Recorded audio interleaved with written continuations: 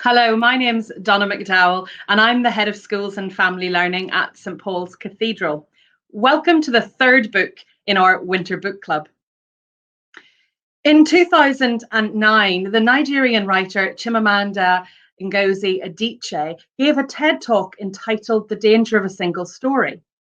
In her talk, she unpacks that idea from many angles. She speaks about the British and American books she loved as a child and her subsequent juvenile forays into creative writing, where all the characters were white and blue-eyed and drank ginger beer and talked about the weather.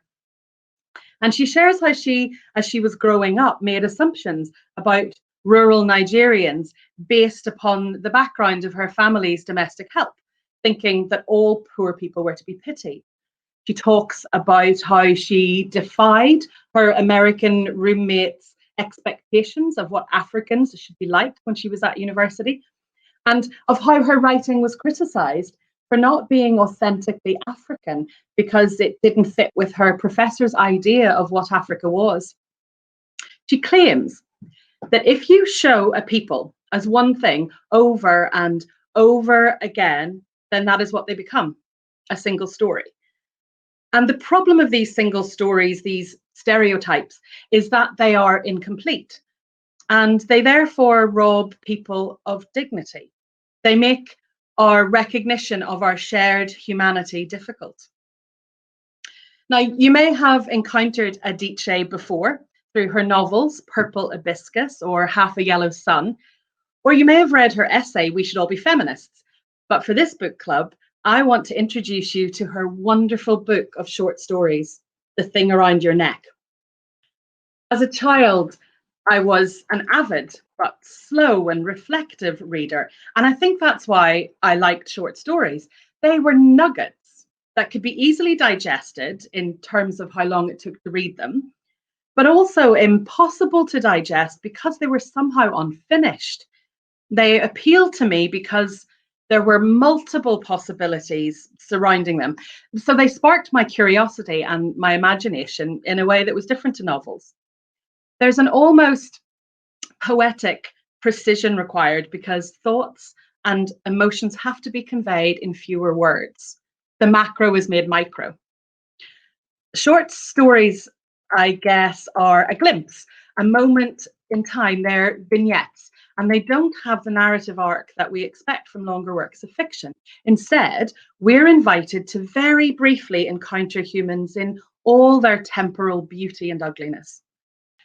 In my early 20s, I studied African and South and East Asian history at university, and our professors pushed us to look not at the obvious stories, the so-called historical facts, but at the stories that weren't being told or were being told differently and were therefore often dismissed. They taught us that how stories are told, who tells them, and how many are told is important. Adichie's 12 stories are masterful and are suffused with political and social comment. She introduces us to a diverse range of characters living in Nigeria and America. She writes mostly from the perspective of women, but her stories are of men and women and children, wives, husbands, lovers, immigrants.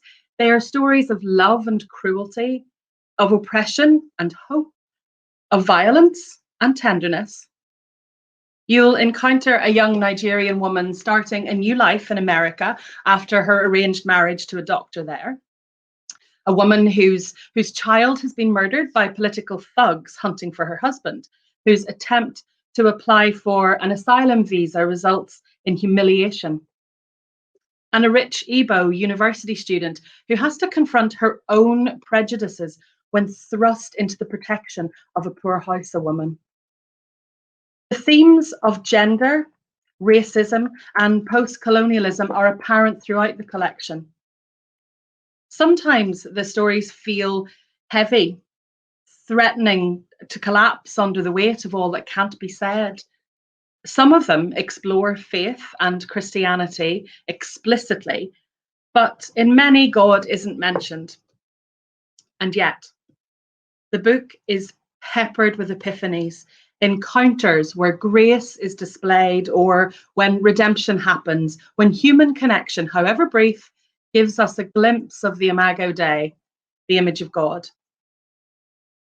The Bible is saturated with stories. We know the power those stories have to build up and edify, the power they have to oppress and crush.